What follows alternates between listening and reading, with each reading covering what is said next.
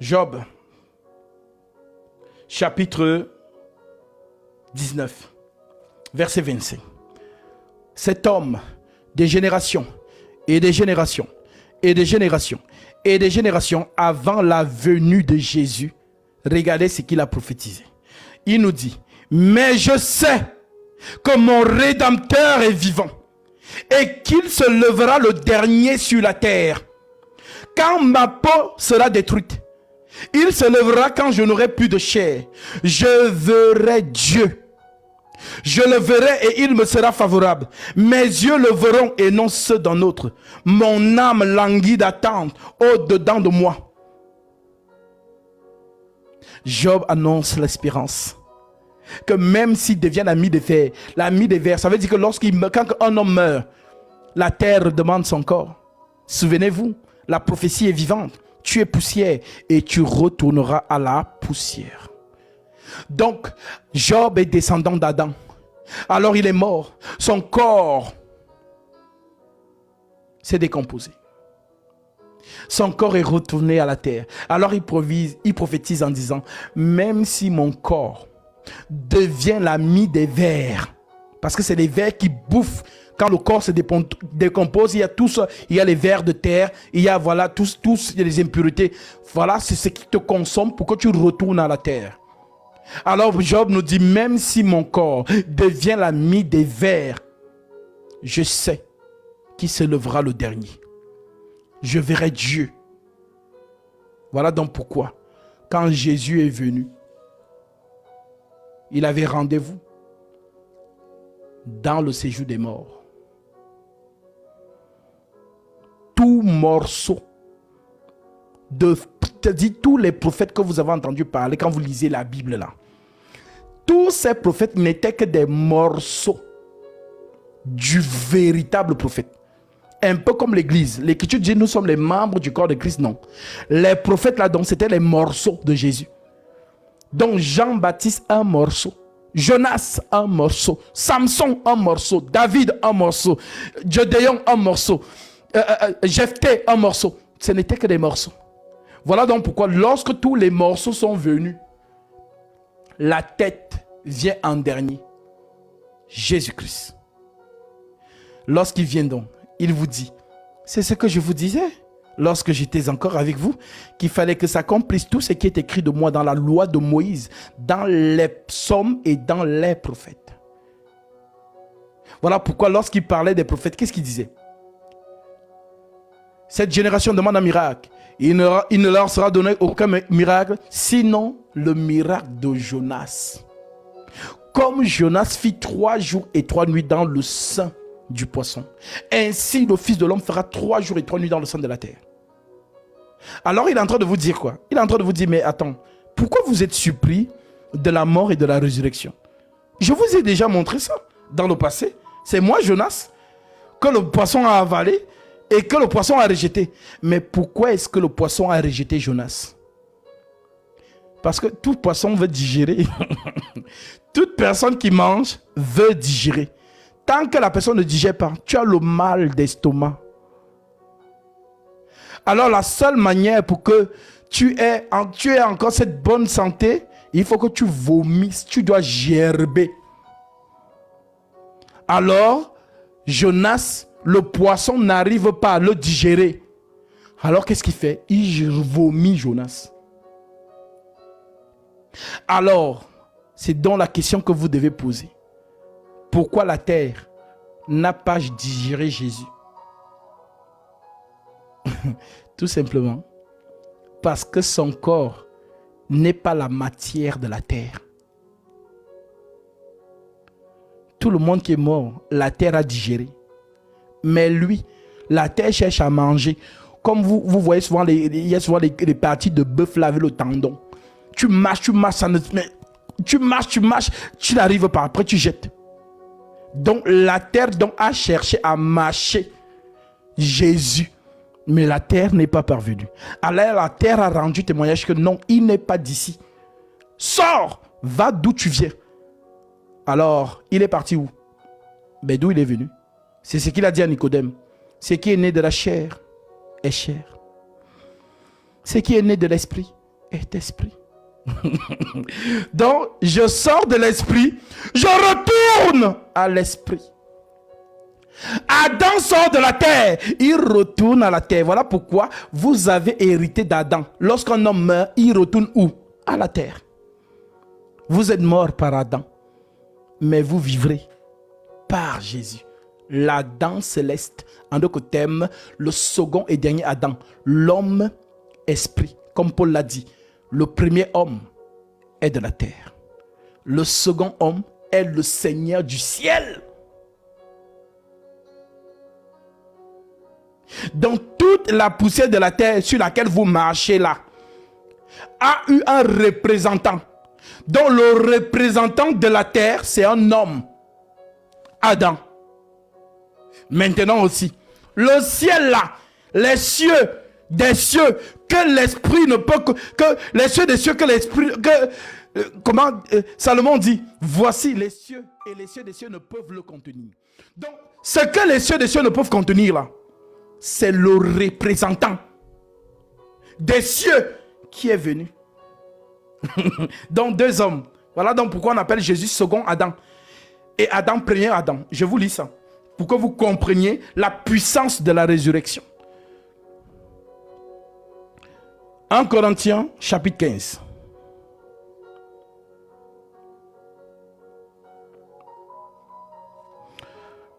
Je prends... Ah, Paul, non, Paul était ministre. Franchement, Dieu lui a donné ça. Il était ministre. Bah oui, c'est ce qui commence même à nous dire déjà. Bon, je prends... Prenons le verset 2. C'est un chapitre très riche et très intéressant. Je prends à partir du verset 1. Je vais le lire. Alors, écoutez, que Dieu vous donne vraiment l'oreille de la compréhension. Parce que pour comprendre la plume de Paul, il faut avoir le même don ministériel que lui. Si tu n'as pas le don ministériel de Paul, tu ne peux pas comprendre ses lettres. Voilà pourquoi, quand je lis Paul, je reconnais par l'esprit qu'il a laissé des codes que seul moi, je viendrai élucider. Parce que les choses qu'il a enseignées sont trop élevées. Il le dit lui-même. 1 Corinthiens chapitre 3, verset 1. Je vais lire ça avant de commencer. Voilà. 1 Corinthiens 3, verset 1. Paul dit, pour moi frère, ce n'est pas comme à des hommes spirituels que j'ai pu vous parler, mais comme à des hommes charnels, comme à des enfants en Christ. Je vous ai donné du lait et non de la nourriture solide, car vous ne pouviez pas la supporter. Et vous ne le pouvez même pas à présent, parce que vous êtes charnels. Donc Paul dit que mon enseignement, ce n'est pas pour les hommes. Mon enseignement, c'est pour les esprits. Tu as compris?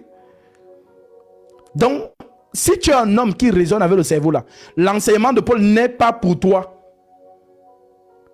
L'enseignement de Paul, c'est pour les esprits. Je répète, pour moi frère, ce n'est pas comme à des hommes spirituels que je vous ai parlé, mais comme à des hommes charnels, comme à des enfants en Christ. Je vous ai donné du lait. C'est le bébé qui prend le lait. C'est le bébé que maman donne le sein. C'est un bébé. Je vous ai donné du lait. Donc Paul dit que je vous ai donné du lait. Et non de la nourriture solide. Parce que vous ne pouviez pas la supporter. Donne un enfant, un bébé de deux jours. Le poisson brisé avec le piment. Donne-lui ça. Il va mourir. Le bébé va rougir, il va mourir. Le piment chauffe. Dans le bébé, le bœuf avec le piment. C'est la nourriture solide, ça chauffe. Il va mourir. Donc le bébé, son niveau, c'est le lait.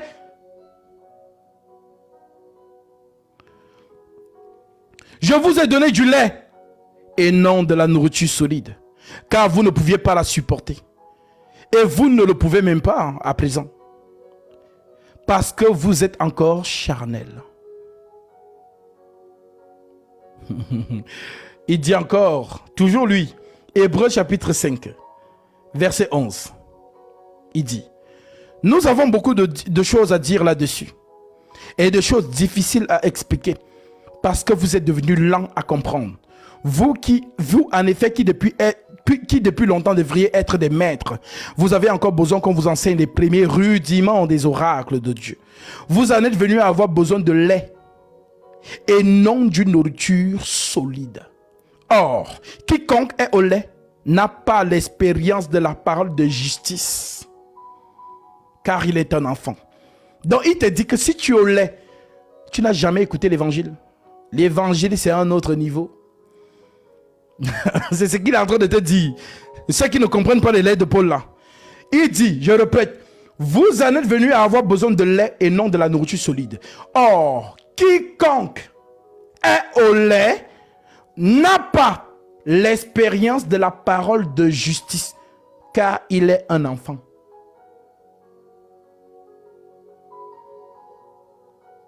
C'est eux que moi j'appelle les pigeons.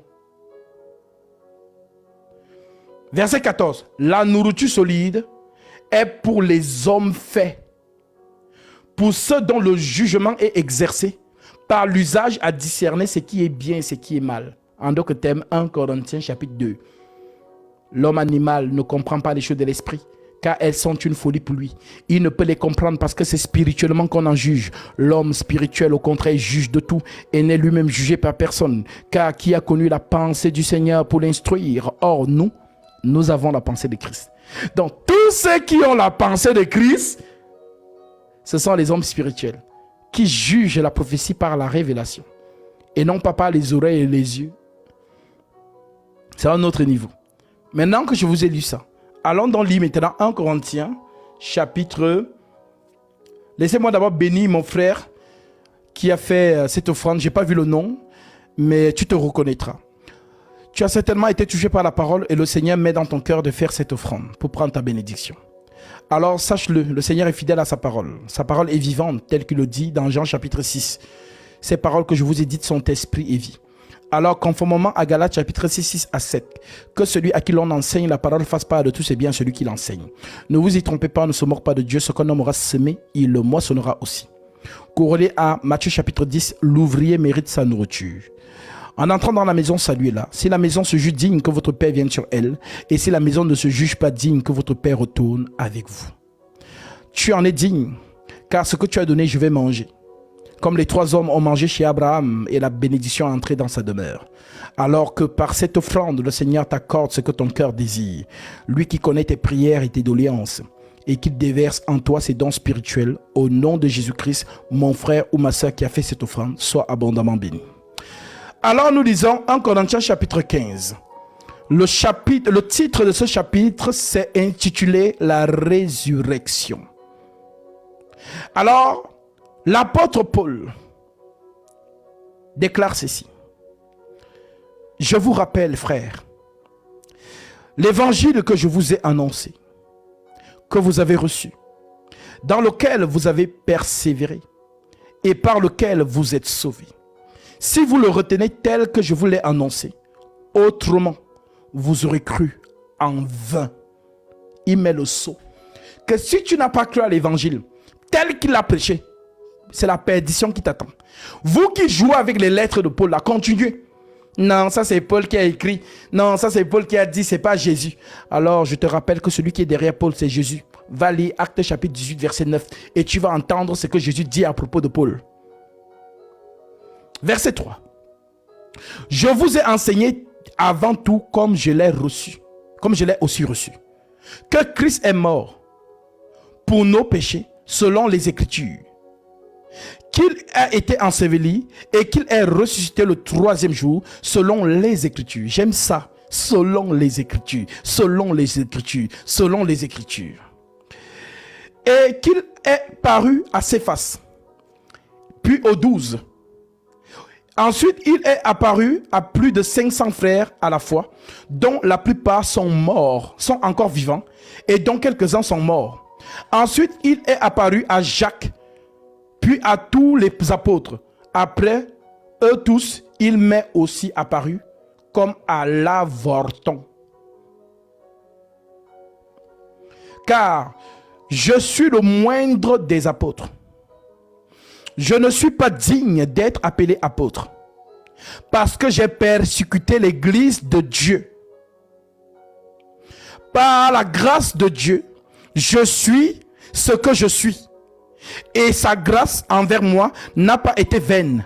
Loin de là, j'ai travaillé plus que tous. Non pas moi, toutefois, mais la grâce de Dieu qui est avec moi. Ainsi donc, que ce soit moi, que ce soit eux, en d'autres termes les 12 là, que ce soit moi, que ce soit eux, voici ce que nous prêchons et ce que nous avons et ce que vous avez cru. Verset 12. Or, si l'on prêche que Christ est ressuscité des morts, comment quelques-uns parmi vous disent qu'il n'y a point de résurrection des morts? En d'autres termes, à Corinthe, il y avait ce problème. Il y a même des gens, des frères qui avaient cru et qui ont osé dire que Paul n'était pas un vrai apôtre et que la résurrection était déjà arrivée. En d'autres termes, l'église a raté l'enlèvement. Il y avait des gens qui prêchaient comme ça. Vous voulez la référence? 2 Timothée chapitre 2, à partir du verset 22. À partir du verset 12. Lisez à partir du verset 12, vous descendez et vous allez voir qu'il y avait des gens qui disaient que la résurrection est déjà arrivée. Que l'église a raté l'enlèvement. Et on dit que ces deux-là renversaient la foi de quelques-uns. C'est écrit. Bon, je fais un raccourci très vite là-bas et on revient nous sommes au verset 12 de 1 Corinthiens chapitre 15. Je prends ça pour comprendre ce que Paul nous dit ici. Donc je prends 2 Timothée chapitre 2.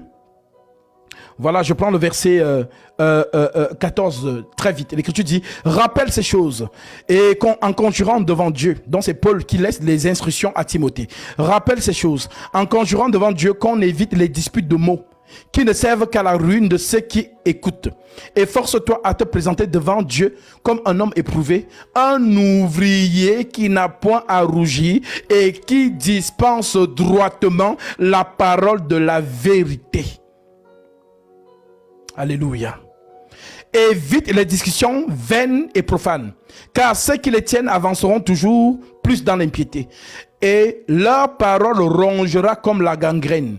De ce nombre sont éminés et Philettes, qui se sont détournés de la vérité, disant que la résurrection est déjà arrivée, et qui renversent la foi de quelques-uns. Oui, ils ont renversé la foi de quelques-uns qui les ont suivis dans ce mensonge. Et oui, même au temps de Paul, il y avait des contradicteurs et qui se faisaient passer pour des frères en Christ. Parce que Paul dit, ils se sont détournés de la vérité. Et oui. Verset 19. Mais Paul nous rassure. Il nous dit, j'aime ça, j'aime ce qu'il fait là. Il rassure dans le peuple de Dieu, même dans l'avenir. Il dit ceci, néanmoins, malgré que ces gens ont prêché du faux, néanmoins, le solide fondement de Dieu reste debout, avec ses paroles qui lui servent de sceau. Le Seigneur connaît ceux qui lui appartiennent, et quiconque prononce le nom du Seigneur, qu'il s'éloigne de l'iniquité. Alors, qu'est-ce que cela veut dire dans la plume de Paul? Ça veut dire quoi? Quiconque prononce le nom du Seigneur, qu'il s'éloigne de l'iniquité. Qu'est-ce que cela veut dire? Dans la plume de Paul, cela veut dire que, parce que quand les gens disent quiconque prononce le nom du Seigneur, Jésus, non, ce n'est pas ça. Quiconque prononce le nom du Seigneur, ça veut dire quiconque prend l'écriture, qu'il s'éloigne de l'iniquité. Donc l'iniquité c'est quoi? C'est contredire l'écriture. Alléluia. C'est ce qu'on vous dit dans Apocalypse chapitre 19. On dit que le nom de Jésus, c'est la parole de Dieu. Donc le nom égale à la parole de Dieu. Apocalypse chapitre 19. Vous pouvez lire à partir du verset 11 en descendant. Donc Paul vous dit donc ici. Dans 2 Timothée 2 verset 19. Néanmoins le solide fondement de Dieu reste debout, avec ses paroles qui lui servent de sceau. Donc le sceau de Dieu, c'est sa parole. C'est ce que vous appelez en général marque de la bête. Ça aussi, je vais arriver là-bas. Donc marque, parce que la bête, c'est un roi. Les gens qui pensent que la bête, c'est un animal qui court partout là. Vous êtes des pigeons. La bête, c'est un roi. Et Jésus-Christ est un roi. Et le roi Christ a son sceau. Sa parole. Donc, néanmoins, le solide fondement de Dieu reste debout avec ses paroles qui lui servent de sceau. Le Seigneur connaît ceux qui lui appartiennent. Et quiconque prononce le nom du Seigneur, qu'il s'éloigne de l'iniquité. En d'autres termes, lorsque tu touches les Écritures, reste fidèle à l'Écriture. Mais si tu contredis l'Écriture, ou si tu vas au-delà de ce qui est écrit, tu es dans l'iniquité. La rébellion contre l'Écriture, car l'iniquité veut dire rébellion, infidélité. Et le premier à avoir commis les rébellions, dont l'iniquité, vous retrouvez ça dans Ézéchiel 28, concernant le jadis chérubin protecteur aux ailes déployées. Voilà comment on l'appelait. Voilà comment Dieu l'appelait. Tu étais un chérubin protecteur aux ailes déployées. En d'autres termes, archange. Ça, je ne vais pas entrer là-bas aujourd'hui avec vous. Voilà, parce que les pigeons vont se perdre. Donc, celui qu'on appelle Satan aujourd'hui, l'Écriture dit de lui dans Ézéchiel, tu étais intègre dans toutes tes voies jusqu'au jour où l'iniquité a été trouvée chez toi. Donc l'iniquité, c'est la rébellion contre la parole de Dieu. Et nous retrouvons la même expression dans Matthieu chapitre 7, au verset 21 en descendant. Ce n'est pas tous ceux qui me disent Seigneur, Seigneur, qui entreront tous dans le royaume des cieux, mais celui-là seul qui fait la volonté de mon Père qui est dans les cieux. Plusieurs me diront en ce jour-là, Seigneur, Seigneur, n'avons-nous pas chassé les démons par ton nom? N'avons-nous pas prophétisé par ton nom? N'avons-nous pas fait beaucoup de miracles par ton nom? Alors je leur dirai ouvertement, je ne vous ai jamais connu. Retirez-vous de moi, vous qui commettez l'iniquité. Donc Jésus reproche quoi à ces gens qui font les miracles, à ces gens qui chassent les démons, à ces gens qui prophétisent? L'iniquité. Ils ont contredit l'Écriture. Que ceux qui ont les oreilles pour entendre, entendent. Alors nous revenons dans 1 Corinthiens chapitre 15. Nous sommes arrivés au verset 12. Or, si l'on prêche que Christ est ressuscité des morts, comment quelques-uns parmi vous disent qu'il n'y a point de résurrection des morts? S'il n'y a point de résurrection des morts, Christ non plus n'est pas mort, n'est pas ressuscité. Et si Christ n'est pas ressuscité, notre prédication est donc vaine. Et votre foi aussi est vaine. Et il se trouve même que nous sommes des faux témoins à l'égard de Dieu. Donc les gens disent que les Pauls là, ce sont des faux apôtres. C'est ce que les gens disaient, c'est ce qu'il dit.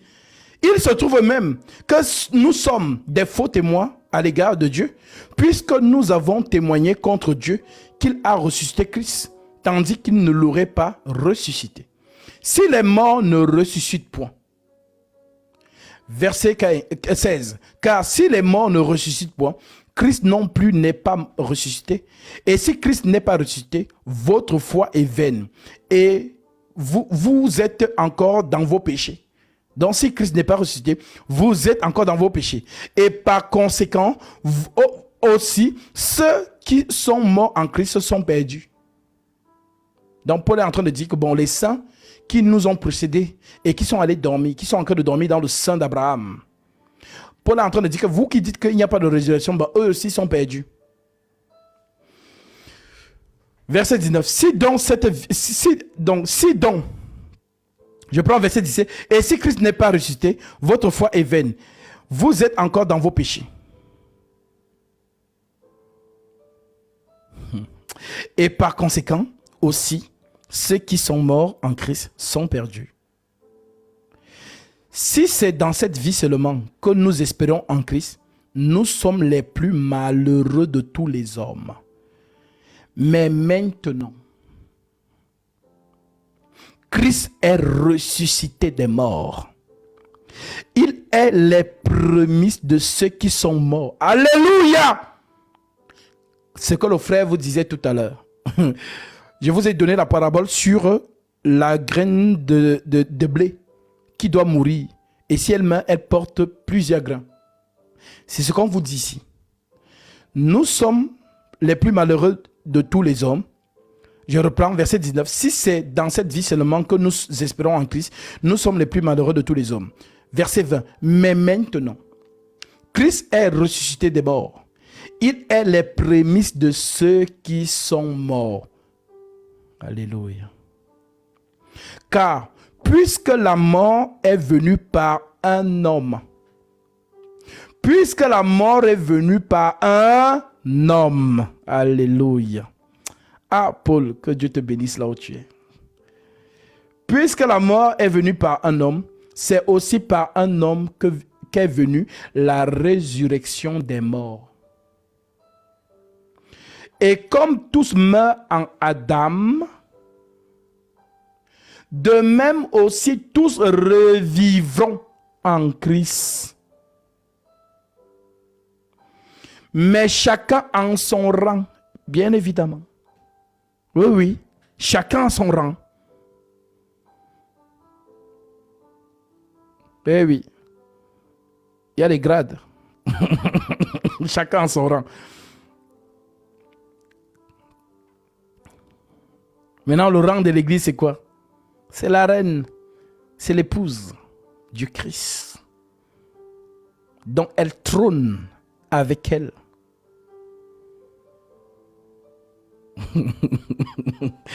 Car puisque la mort est venue par un homme, c'est aussi par un homme qu'est venue la résurrection des morts. Et comme tous meurent en Adam, de même aussi tous revivront en Christ. Mais chacun en son rang.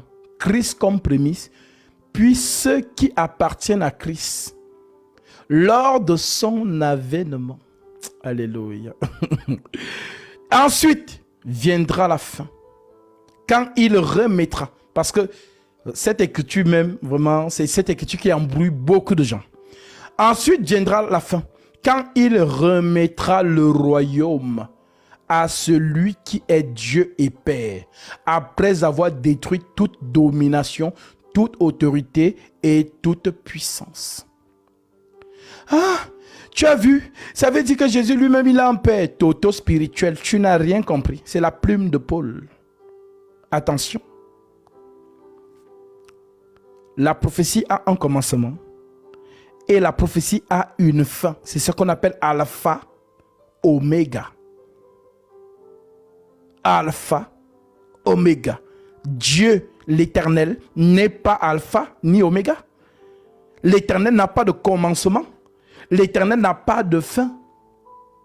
Mais pourquoi l'Éternel s'exclame d'être l'alpha et l'oméga? Ben, l'alpha et l'oméga, c'est la prophétie. Tu as compris, pigeon? La prophétie a un début. La prophétie a une fin. Je t'aide pour que tu comprennes mieux. Je te donne une écriture. Nous nous sommes arrêtés au verset 24. Je donne l'écriture à ceux qui ont des difficultés de compréhension.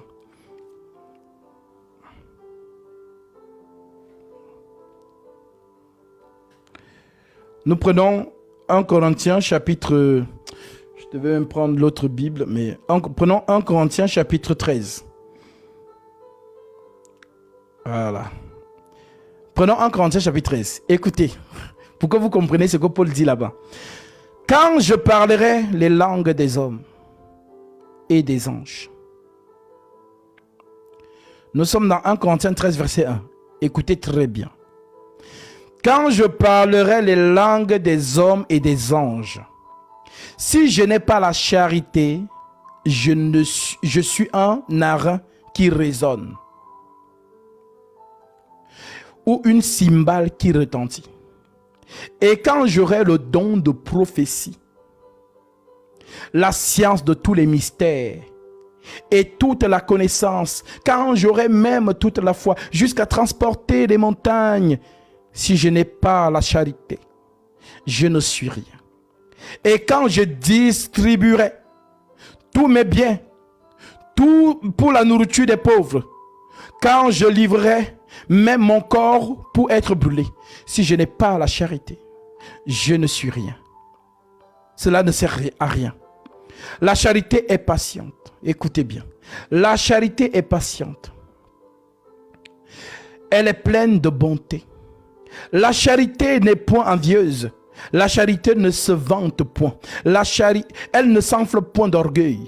Elle ne fait rien de malhonnête. Elle ne cherche point son intérêt. Elle ne s'irrite point. Elle ne soupçonne point le mal. Elle ne se réjouit point de l'injustice, mais elle se réjouit de la vérité. Elle excuse tout. Elle croit tout. Elle espère tout. Elle supporte tout. La charité ne périt jamais. Les prophéties prendront fin. Les langues cesseront. La connaissance disparaîtra.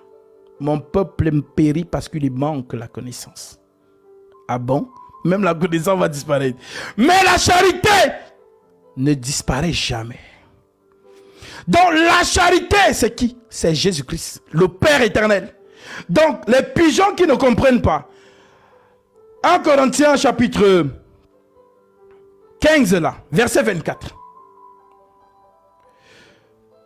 Ensuite viendra la fin, quand il remettra le royaume à celui qui est Dieu et Père, après avoir détruit toute domination, toute autorité et toute puissance.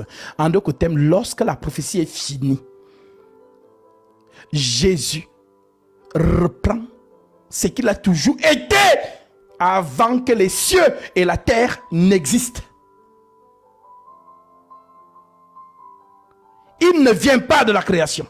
Souvenez-vous, les cieux ont été créés. Les dominations ont été créées. Colossiens chapitre 1 verset 15. Tout a été créé en lui et pour lui. Il est avant toute chose et toute chose subsiste en lui.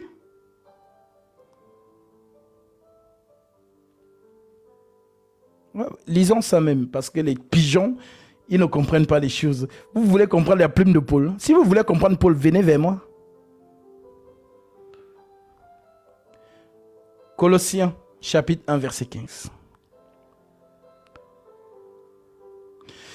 Il est l'image du Dieu invisible. Dieu n'est pas visible. Dieu n'est pas visible. Dieu n'est pas visible. Est-ce qu'il y a une écriture qui le dit?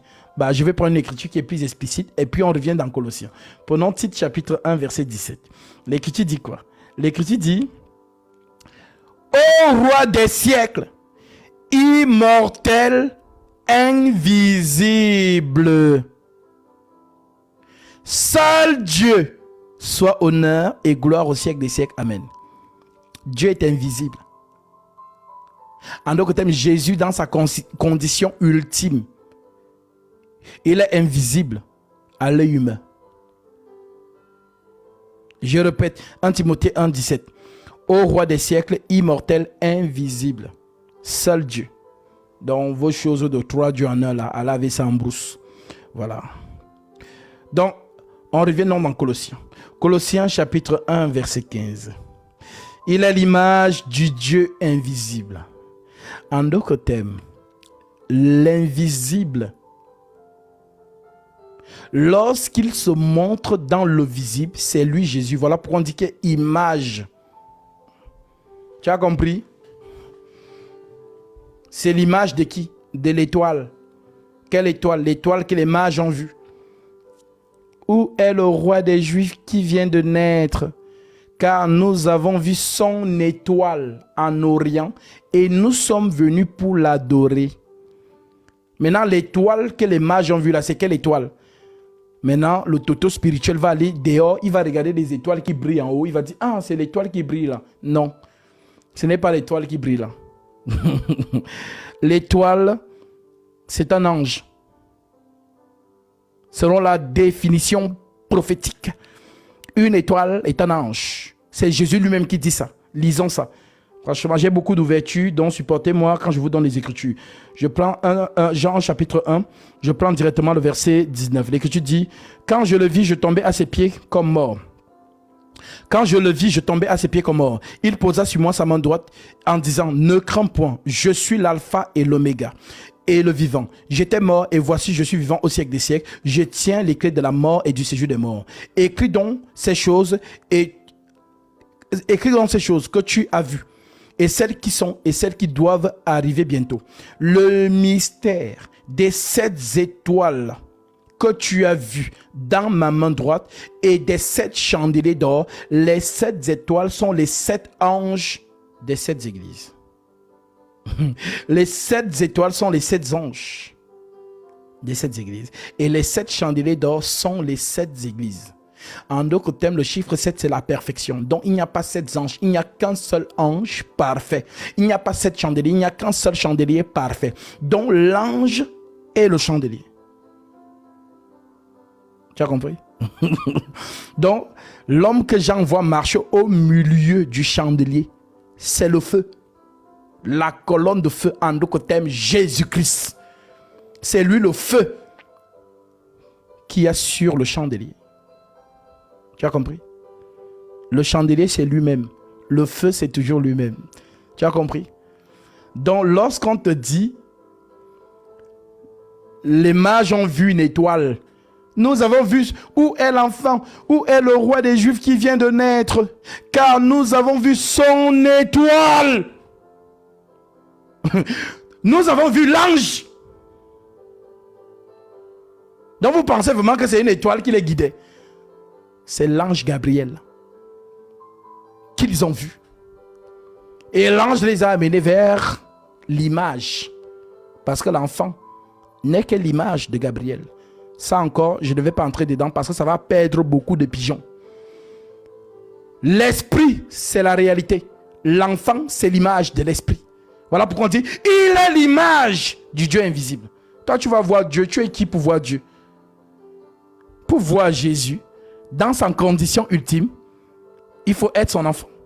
La prophétie le dit, heureux les cœurs purs, car ils verront Dieu. Ce n'est pas encore le temps. Ceux qui vont être enlevés, qui vont revêtir leur corps de lumière, là, c'est eux qui vont poser leur regard sur le Saint des Saints, le Roi des Rois, le Seigneur des Seigneurs. C'est un privilège de poser son regard sur lui. Toi, tu es là, tu veux voir Dieu, que tu es né où?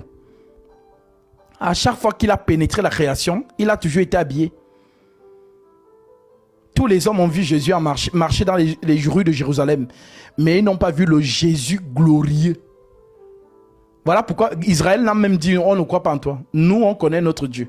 Quand notre Dieu descend, il y a des éclairs, il y a des tonnerres, et il y a le feu. La tête tremble.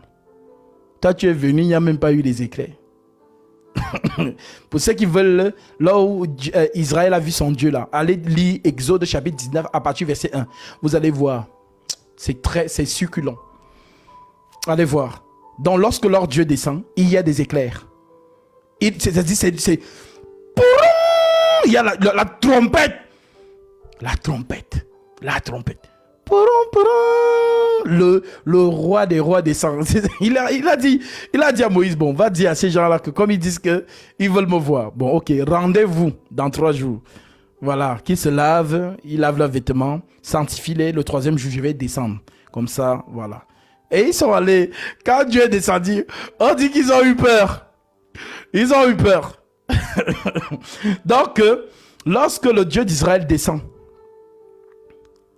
ce sont les éclairs.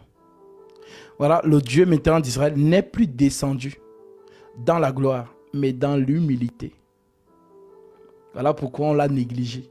Le lion a maigri, on l'a appelé chat. On parle au lion n'importe comment. Oh, tu es un démon. Oh, tu es Belzébuth. Oh, n'avons-nous pas raison de dire que tu es un samaritain? Oh, tu marches avec les prostituées. Oh, tu bois avec les ivrognes. Oh, ceci, cela. Oui, c'est ce qu'on disait de Jésus. Hein? Voilà pourquoi il disait dans un chapitre, il dit, Jean-Baptiste est venu, ne mangeant ni ne buvant. Vous avez dit que c'est un publicain ou je ne sais pas quoi. Mais le Fils de l'homme est venu. Donc Jean-Baptiste, lui, ne mangeait pas, lui ne buvait pas. Mais moi, je suis venu, je mange et je bois. Vous dites encore que non. Donc, les gens ont toujours trouvé une critique en Jésus. Donc, le fait que Jésus marche, par exemple, Marie de Magdala, c'était une escorte girl, une prostituée, dont les pharisiens étaient aussi des clients. Lorsque Marie vient entrer dans la maison de Simon, trouve Jésus et se met à pleurer, mettre des larmes sur les pieds de Jésus et essuyer avec ses cheveux, les gens disent, ouh, non, franchement, si c'était un vrai prophète, il allait comprendre que la femme là, c'est une prostituée. Comme la femme là l'a touché, il est devenu un avec la prostituée. Voilà, parce qu'on disait que celui qui touche une prostituée devient une seule chair avec la prostituée. Donc voilà, et vraiment. Et alors Jésus comprend dans les pensées de Simon. Simon, il dit à Simon, je suis entré chez toi. Est-ce que tu as versé de l'huile sur ma tête? Non. Est-ce que tu as lavé mes pieds? Non. Regarde, elle a mouillé ses larmes, elle a mouillé mes pieds de ses larmes et les a essuyés avec ses cheveux. Et elle a mis de l'huile dans le fameux parfum qui devait être conservé pour la sépulture. Donc, lorsque les gens voyaient Marie de Magdala derrière Jésus, parce que c'est écrit, je vais vous lire ça, permettez-moi. Alors, je pense que c'est dans Luc 8, hein, si je ne me trompe pas.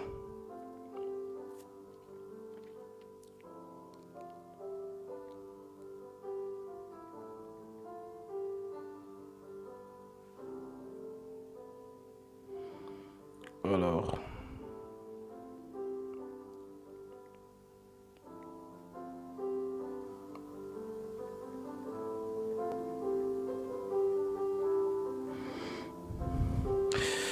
Ouais, c'est Luc 8. Alors, on va prendre ça très vite. Luc chapitre 8. Bon, allons-y. Voilà, Luc 8, je prends le verset 1. Ensuite, Jésus allait de ville en ville et de village en village, prêchant et annonçant la bonne nouvelle du royaume de Dieu. Les 12 étaient auprès de lui, avec quelques femmes, qui avaient été guéries d'esprits malins, dont les femmes-là ont été délivrées par Jésus, et de maladies. Marie, dite de Magdala, de laquelle étaient sortis 7 démons. Jeanne, femme de Susa, intendante d'Hérode, Suzanne et plusieurs autres qui l'assistaient de leurs biens. Donc les femmes-là avaient leurs biens et c'est avec ces biens-là qu'elles servaient Jésus pour qu'il mange avec ses apôtres lorsqu'ils ont déjà trop prêché la parole toute la journée. Donc les femmes-là se préoccupaient que ils vont manger quoi. Donc il leur apportait, il les assistait. Donc on dit donc que Marie, vous voyez quand Marie marchait, les gens qui connaissaient Marie comme étant escort girl étaient étonnés que mais attends, comment... Celui-là, il dit qu'il est prophète, mais il marche avec les prostituées. Donc, c'était vraiment un scandale pour eux. C'était terrible. Comment ça? Mais est-ce que les prophètes marchent avec les prostituées? Est-ce que les prophètes marchent avec les prostituées? Ah. Donc, pour dire quoi? Pour dire que le Seigneur, il est tellement bon que tu buvais ou que tu ne buvais pas ou que tu étais prostitué, que tu n'étais pas prostitué, lorsqu'il vient à toi, il te prend de ton ancienne vie et il t'amène avec lui. Cette Marie qui était prostituée avant de rencontrer Jésus, qui vivait une mauvaise vie, c'est elle que le Seigneur a dit, partout où on parlera de moi, on parlera aussi d'elle parce qu'elle a beaucoup aimé. Tu avez compris? Donc, le Seigneur, comme je pense qu'il y a un frère ou une sœur qui m'a envoyé un message. Elle me dit, oh Gasby, vraiment, je ne sais pas si je suis prête pour le baptême, mais je pêche encore beaucoup. Et mon entourage me dit que je ne suis pas digne de prendre le baptême. J'ai dit à la sœur, n'écoute pas ton entourage. Ce n'est pas ton entourage qui te parle, c'est Satan qui veut te dissuader de ne pas venir prendre le pardon de tes péchés. N'écoute pas ces gens-là. Viens tel que tu es. Viens prendre ton baptême. Le Saint-Esprit s'occupera de te façonner. Parce qu'elle me dit, oui, parce que quand je t'entends souvent prêcher là, vraiment, je m'habille mal. Hein. Je m'habille encore un peu comme les filles du monde là. Vraiment, non. Viens comme tu es. Viens prendre ton baptême. Qu'on ne vous mette pas des barrières. Venez comment vous êtes. Le Saint-Esprit lui-même va vous façonner. Ce n'est pas l'homme qui façonne un autre. Ce n'est pas possible. Nous avons tous des faiblesses. C'est l'Esprit Saint lui-même qui façonne. Voilà pourquoi l'apôtre Paul pouvait dire dans Philippiens chapitre 1 verset 6, si je ne me trompe pas, l'apôtre Paul déclare: je suis persuadé que celui qui a commencé cette bonne œuvre en vous la rendra parfaite pour le jour du Seigneur. Que ceux qui ont les oreilles pour entendre, entendent. Alors nous revenons. Voilà, l'Écriture nous dit donc, concernant l'étoile, l'étoile c'est l'ange, dont les mages ont vu l'ange. Et l'ange là, c'est lui le propriétaire de l'enfant. Vous savez qu'il y a les débats aujourd'hui. Il y a les débats aujourd'hui sur Joseph et Gabriel. Les gens sont en train de dire que Dieu a pris la femme de Joseph. Parce que ce n'est pas Joseph, le père biologique de l'enfant. Il y a les débats aujourd'hui. Mais c'est eux qui ne comprennent pas la puissance de Dieu. Cette fille-là a été conservée. C'est une grâce qu'elle a eue. Elle devait servir de celle qui va porter l'image de Dieu. Maintenant, Satan, tel qu'il est, il a poussé les hommes à adorer la fille, la Alma. Voilà pourquoi vous voyez une boule, je ne sais pas qui apparaît, je ne sais pas d'où. Oh, on a vu Marie, elle a apparu en Simalène au Cameroun. C'est Satan. Allez dire que j'ai dit ça. Oh, on l'a vu à Fatima, c'est Satan. Oh, on l'a vu, je ne sais plus là, c'était à la rue du Bac. Le médaillon a fait que Satan. Qui séduit les hommes? Il veut que vous portez, et ça a pris de l'ampleur, Seigneur Jésus. Dans le système du Vatican, on prie Marie plus que Jésus. Lourdes, n'en parlons pas. Et c'est un business pas possible. On vend les chapelets, on vend les huiles d'olive, comment on appelle, de la rivière. Là. Moi-même, je parle de ça aujourd'hui. Moi-même, j'étais dedans. J'étais dans les pèlerinages graves avec les chapelets. Si tu me voyais à l'époque, il y avait les gros chapelets. Je suis parti, moi aussi, je faisais le rang pour toucher. Pour toucher la grotte où il y a la statuette posée. On se bousculait quand vous touchez les gros totos spirituels. On partait. Non, quand je pense encore ça, il dit ça. Ah, Seigneur, vraiment. Tes voix sont insondables. Que tu vois, ils ont allumé une lumière. Il y a comme une sorte de lumière sur elle, comme ça. Quand tu regardes ça, tu dis... Pigeon. Ah non, quand tu es pigeon, c'est quelque chose. Hein. Donc, alors regardez ça. Et on se bousculait. Non, c'est mon tour, c'est moi qui dois toucher. Et quand tu touches, tu ne veux plus enlever la main. Tu commences à prier. Oh Marie, oh mère de Dieu. Dieu a une mère. N'importe quoi.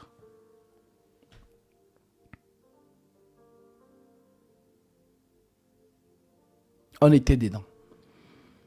On a fait les pèlerinages. Et si vous voulez même tout savoir, où est-ce que je reçois mon appel? De où est-ce que j'arrête d'être enfant du Vatican? C'est en pleine prière de Marie. C'est-à-dire la statuette était là. J'ai allumé les sièges. J'étais en train de prier la neuvaine de la miséricorde divine. Je pense il devait être 22 heures par là. Je priais.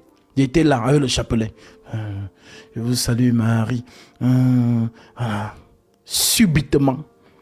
Et vous dit subitement, comme je vous raconte là, le Seigneur est entré. Avec quels yeux je le voyais, je ne sais pas. Mais je sais que c'était lui. Saisi d'effroi et de frissons. Comme Daniel ou Ézéchiel, quand ils vous racontent comment Gabriel est venu à eux là. Le temps s'est arrêté, comme si on mettait pause sur le temps. Le feu des bougies devient rouge, fixe. La flamme ne bouge plus. Tout est arrêté. Et ses yeux sont sur moi comme ça. Arrête de prier comme tu fais là.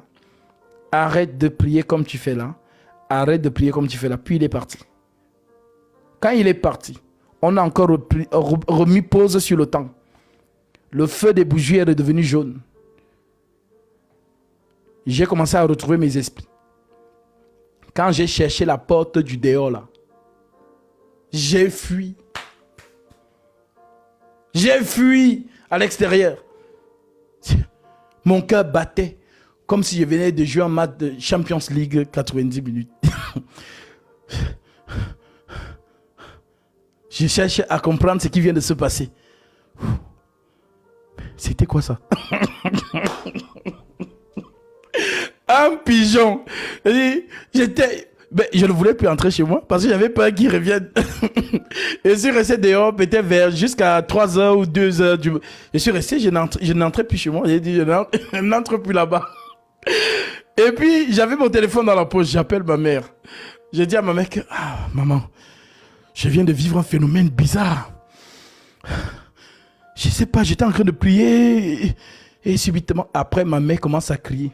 Elle dit, ouh, vraiment mon fils, tu es béni. La Vierge Marie t'a apparu. J'ai dit, maman, ce n'était pas la Vierge Marie. Si c'était la fête de la Vierge Marie, elle était en colère alors. Hein, parce qu'elle m'a dit de ne plus prier comme je prie là. Elle me dit, comment ça? Elle dit, maman, je te rappelle. J'étais comme ça. J'ai cherché à comprendre. Je vous dis net ce jour-là. Des questions ont commencé à monter dans mon esprit. Pourquoi on s'agenouille devant les statuettes? Pourquoi quand je entre dans la messe, je sais déjà ce qui va se passer au début et ce qui va se passer à la fin? Les questions ont commencé à monter dans mon esprit. Et vous dites, depuis ce jour-là, depuis cette nuit-là, je n'ai plus jamais mis, en tant que fidèle, mon pied dans une église du Vatican. Jamais.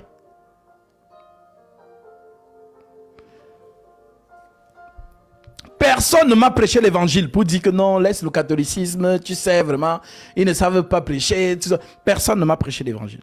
Qui d'ailleurs pouvait venir me prêcher quand j'étais Vatican? J'étais zélé. Est-ce qu'on perdait même le temps de... on ne perdait pas le temps de parler avec ceux qui n'étaient pas catholiques? On ne parle pas avec vous. Pour nous, à l'époque, vous étiez des... Je ne sais pas. Voilà. Les enfants de maman Marie. C'est terrible. Donc, nous, on ne perdait même pas le temps à parler, faire des débats. Non. Nous, on sait que vous... On avait pitié de vous. On avait pitié de vous. Vraiment. Ouais. Voilà donc pourquoi personne ne m'a enseigné l'évangile pour me dire de sortir du Vatican. C'est le Seigneur lui-même qui m'a sorti de là par ce témoignage que je viens de vous donner là. Mystiquement. C'est aujourd'hui que quand je m'assois comme ça, je commence à rire, je dis, ah Seigneur, c'était toi. Je comprends maintenant.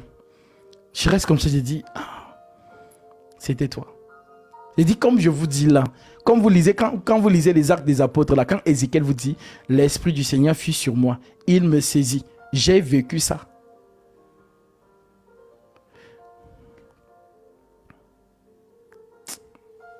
Que le Seigneur soit glorifié.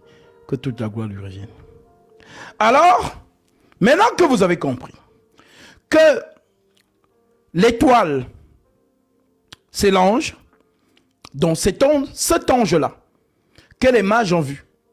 Et l'enfant qu'on voit, c'est le reflet de l'étoile. Voilà pourquoi c'est l'image. L'image a des imperfections. Comment ça gaspille l'image a des imperfections? L'imperfection de l'image, c'est quoi? Pour que tu comprennes mieux. Bon, là, il fait nuit, il n'y a pas du soleil. Mais pour ceux qui me suivent, peut-être en Afrique, ou bien là où il y a encore le soleil. Si vous vous placez sous le soleil, vous allez voir que quelque chose va apparaître. Votre ombre va apparaître sur le sol. Maintenant, l'ombre là, on appelle ça comment? Dans le français de Molière, on va vous appeler ça ombre, silhouette, image. Une silhouette a des imperfections. Pourquoi? Parce que la silhouette ne renvoie pas l'exacte représentation des choses. Lorsque toi, la femme qui me regarde là, avec ta chemise rouge là, quand tu te places sous le soleil, est-ce que la silhouette, on voit qu'elle a la chemise rouge? Non. Dans la silhouette, on ne voit pas le détail de tout ce que tu portes. On ne voit pas. Ce n'est qu'une image. Mais quand on regarde dans la silhouette et qu'on va voir le détail de la silhouette, on se tourne vers la personne qui reflète cette silhouette-là. Quand on va donc voir la personne, on va voir que elle a les yeux verts, elle a une chemise rouge, elle a un sac telle couleur, ainsi de suite. On a le détail. Voilà donc pourquoi l'enfant que vous voyez là, c'est le reflet, c'est une image. Et c'est ce que Gabriel vous a dit. Mais vous n'avez pas compris. Qu'est-ce que Gabriel dit à Marie? La puissance du Très-Haut te couvrira de son ombre. La puissance du Très-Haut te couvrira de son ombre.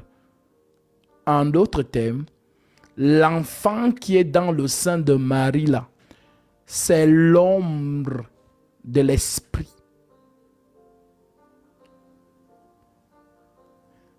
Maintenant, entre toi et ta silhouette, c'est deux personnes différentes?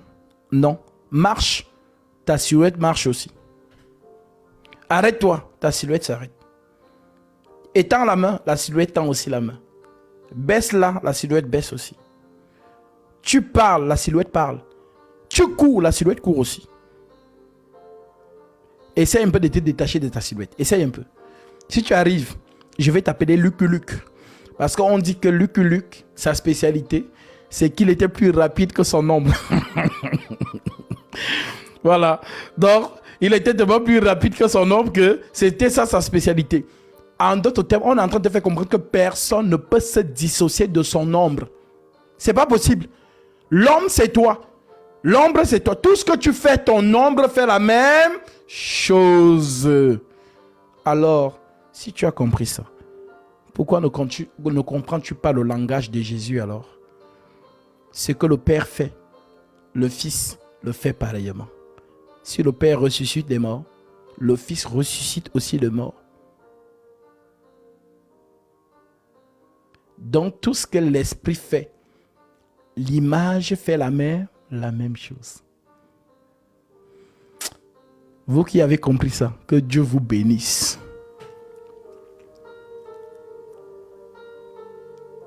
Tout ce que le Père fait, le Fils le fait pareillement. Pourquoi vous ne comprenez pas? Pourquoi ça a été si dur pour vous de comprendre ça? On vous parle de l'image, de la silhouette et la réalité. Donc si le Père court, l'ombre court aussi. Si le Père saute, l'ombre saute aussi. Parce que c'est la même personne.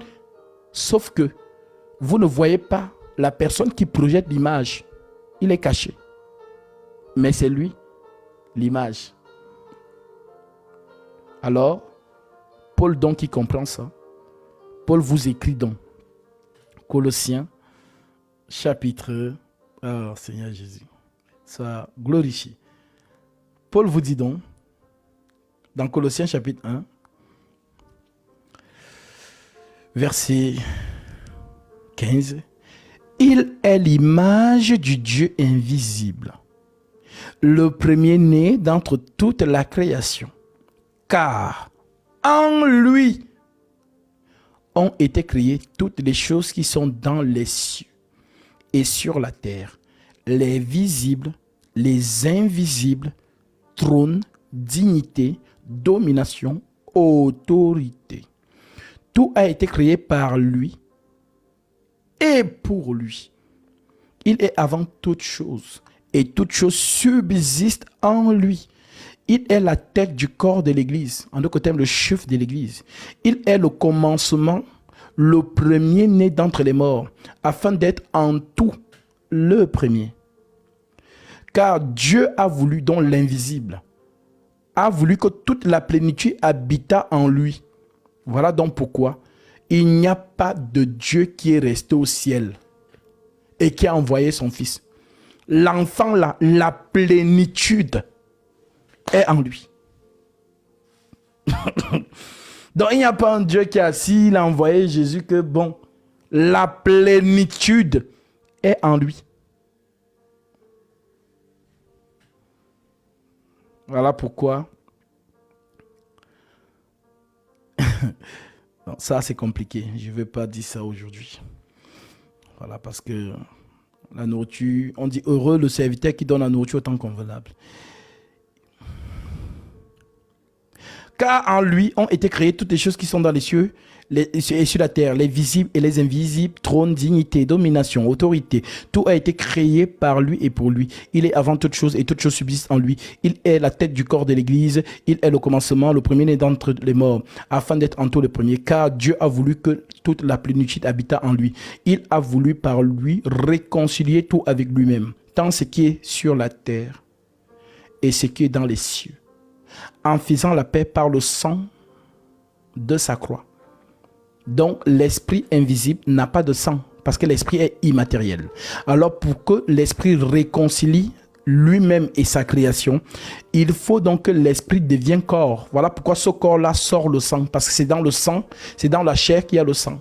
Voilà donc pourquoi le sang qui sort donc de Jésus purifie, et purifie non seulement la création terrestre mais aussi céleste. Voilà pourquoi on vous dit, il a voulu par lui réconcilier tout avec lui-même, tant ce qui est dans les cieux et ce qui est sur la terre.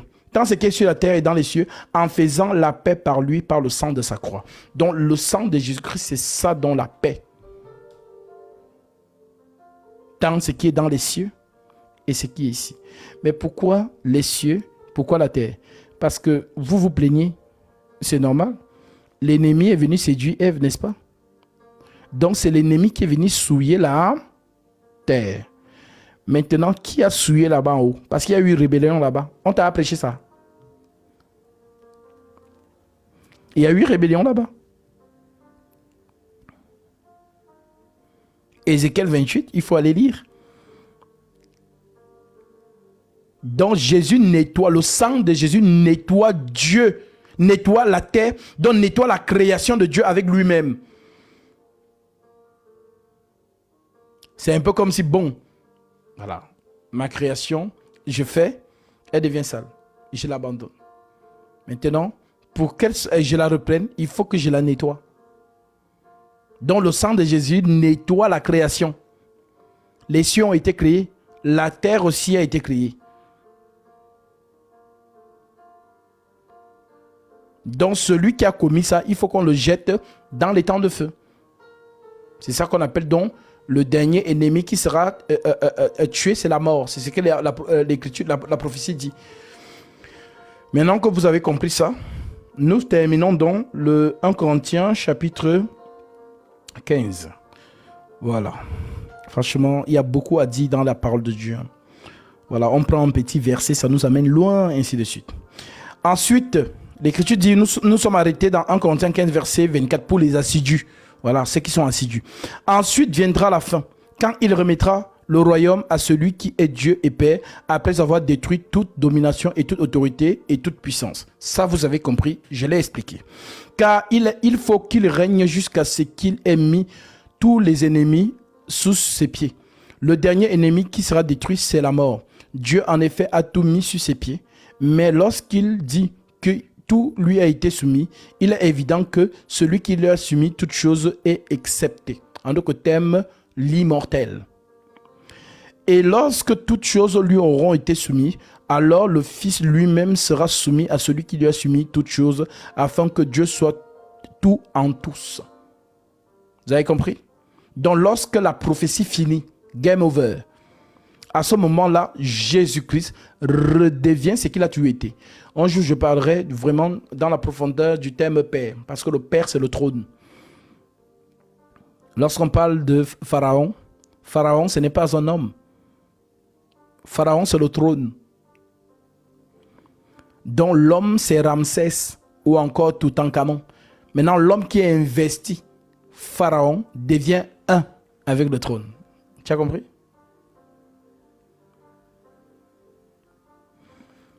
Pareil pour le pape. Le pape, c'est le trône. La papauté, c'est le trône. Le pape, ce n'est pas un homme. Donc, les hommes qui se succèdent, Ratzinger, Jean-Paul II, Benoît XVI, celui qui est actuellement là, François, ce sont des hommes qui se sont succédés, mais le trône reste le même. Ça ne bouge pas. Tu as compris? Donc, si tu comprends ces éléments-là, quand je vais parler du trône céleste, en d'autres termes du Père, ça ne va plus te perturber. Parce que les gens pensent que le Père, c'est un papa avec une longue barbe au ciel, comme Papa Noël. Non!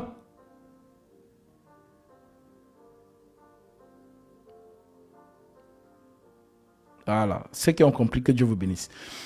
L'Écriture continue en nous disant: et lorsque toutes choses lui auront été soumises, alors le Fils lui-même sera soumis à celui qui a soumis toutes choses, afin que Dieu soit en tous. Autrement, que feraient ceux qui se sont baptisés pour les morts, si les morts ne ressuscitent absolument pas? Pourquoi se font-ils baptiser pour eux? Et nous, pourquoi sommes-nous à toute heure en péril? Verset 31. Chaque jour, je suis exposé à la mort. Je l'atteste, frère, par la gloire par la gloire dont vous êtes pour moi le sujet en Jésus-Christ notre Seigneur. Si dans des vues humaines, j'ai combattu contre les bêtes à Éphèse, quel avantage m'en revient-il si les morts ne ressuscitent pas? Mangeons et buvons, car demain nous mourrons. Verset 33. Ne vous y trompez pas. Les mauvaises compagnies corrompent les bonnes mœurs. Non, moi je marche avec mes copines, malgré qu'elles vivent dans la débauche. Voilà, je marche quand même avec elles, mais je ne fais pas les mêmes choses qu'elles. Ne t'inquiète pas. L'Écriture a toujours raison. Un jour, tu vas te retrouver en train de faire les mêmes choses qu'elles, sans t'en rendre compte. Les mauvaises compagnies corrompent les bonnes mœurs. Revenez à vous-même comme il est convenable et ne péchez point, car quelques-uns ne connaissent pas Dieu. Je le dis à votre honte. Mais quelqu'un dira: comment les morts ressuscitent-ils? Et avec quel corps reviennent-ils? Insensé.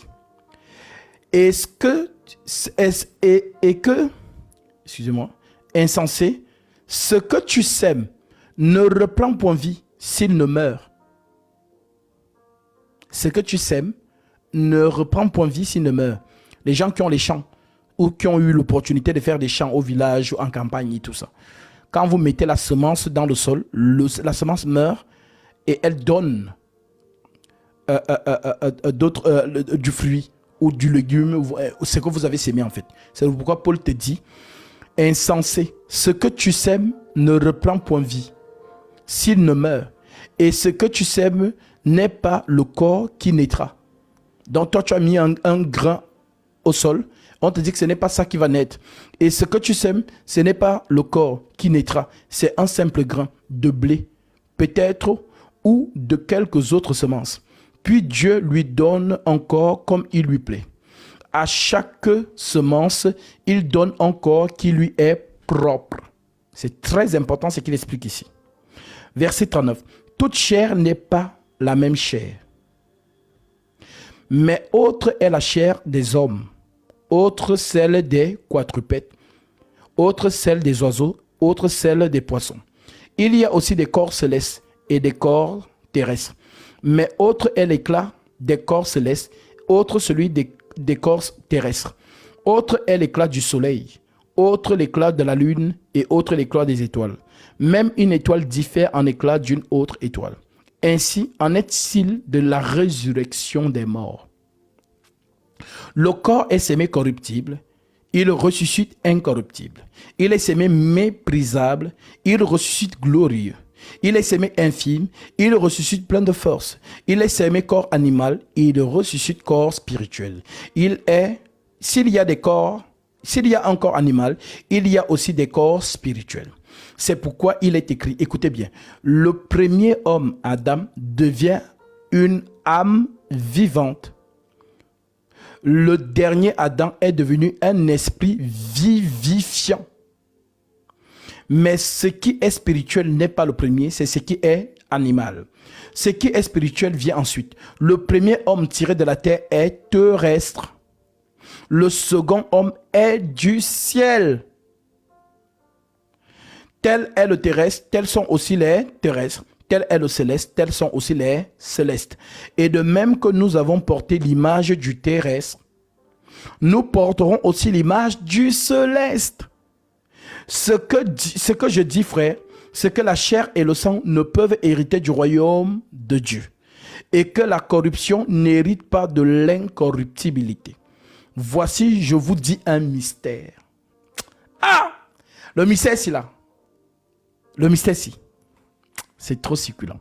Voici, je vous dis un mystère. Nous ne mourrons pas tous. C'est Paul qui a dit ça. Nous ne mourrons pas tous. Donc, il y a des êtres qui ne vont pas connaître la mort.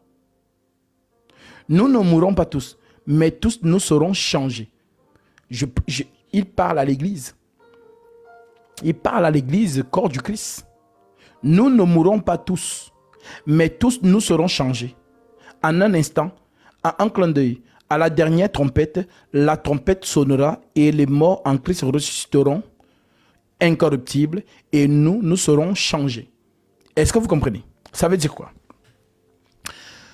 Supposons que toi qui me regardes, tu vois tout ton corps là, de tes orteils jusqu'à ta tête.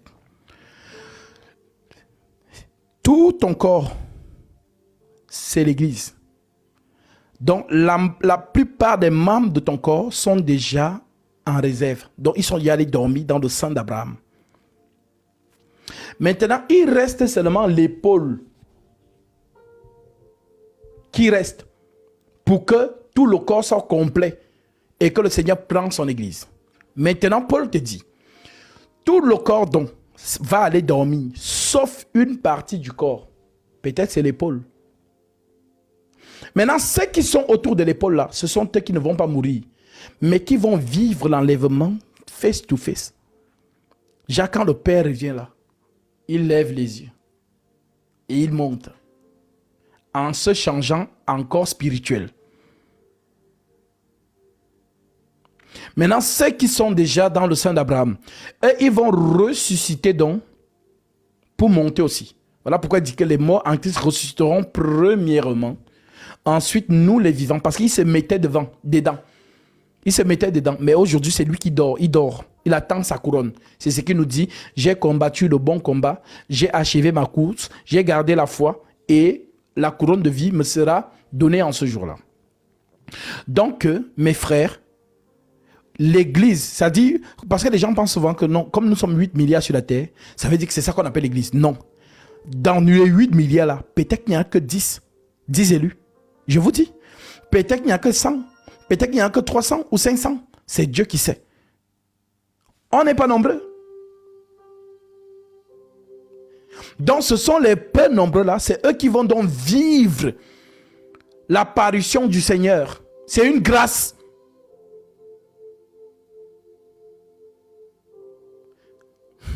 C'est une grâce. Ça veut dire que les autres, mais toi, le Seigneur te fait grâce de ne pas connaître la mort physique, mais de revêtir le corps céleste pour aller le retrouver. C'est une grâce.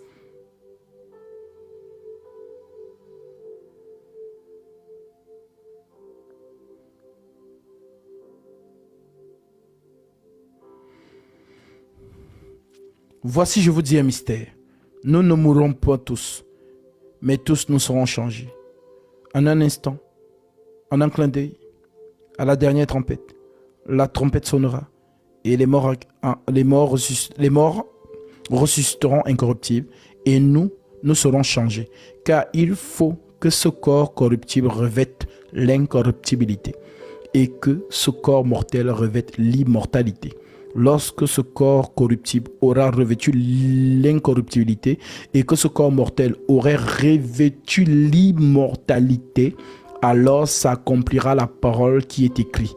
La mort a été engloutie dans la victoire. Ô mort, où est ta victoire? Ô mort, où est ton aiguillon? L'aiguillon de la mort, l'aiguillon de la mort, c'est le péché. Et la puissance du péché, c'est la loi. Mais grâce soit rendue à Dieu, qui nous donne la vie, la victoire par notre Seigneur Jésus-Christ. Ainsi, mes frères bien-aimés, soyez fermes, inébranlables, travaillant de mieux en mieux à l'œuvre du Seigneur, sachant que votre travail ne sera pas vain dans le Seigneur. Que ceux qui ont les oreilles pour entendre, entendent. Alors soyez encouragés par cette assurance. Ne lâchez pas. Gardez la foi. J'ai toujours dit, vous pouvez tout perdre sur la terre. Mais une chose, gardez la foi. Pour que ce jour, vraiment, vous puissiez entrer dans la gloire du Père Céleste. Si c'est notre génération, nous ne connaîtrons pas la mort physique. Mais si ce n'est pas notre génération, travaillons et ensuite allons dormir. Les apôtres ont travaillé. Les maris de Magdala, les maris, mères de Jésus, les Anne, les sœurs de Lazare, ceux qui nous ont précédés dans la foi. Ils ont travaillé, ils sont en train de dormir depuis toutes ces générations. Ils dorment dans le sein d'Abraham, dans le sein parce que le sein d'Abraham dont on parle, ce n'est pas Abraham, le mari de Sarah, comme vous êtes des pigeons là. Le sein d'Abraham, c'est Jésus. C'est lui le sein d'Abraham. Donc ils sont en train de dormir. Et c'est l'apparition du Seigneur avec sa trompette retentissante. Tu vas te réveiller. Tu vas revêtir ton corps de lumière. Et tu entreras dans le règne de ton Père Céleste. Ça fait tellement depuis que tu es dans cette dimension. Tu es pressé de retourner chez toi. Tu es pressé.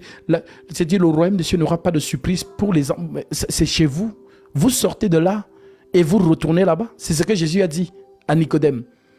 Tu entends le bruit du vent, mais tu ne sais pas d'où il vient et où il va. Il en est ainsi de tout homme qui est né de l'esprit. Nous sortons de là-bas et nous retournons là-bas. Que Dieu vous bénisse. Et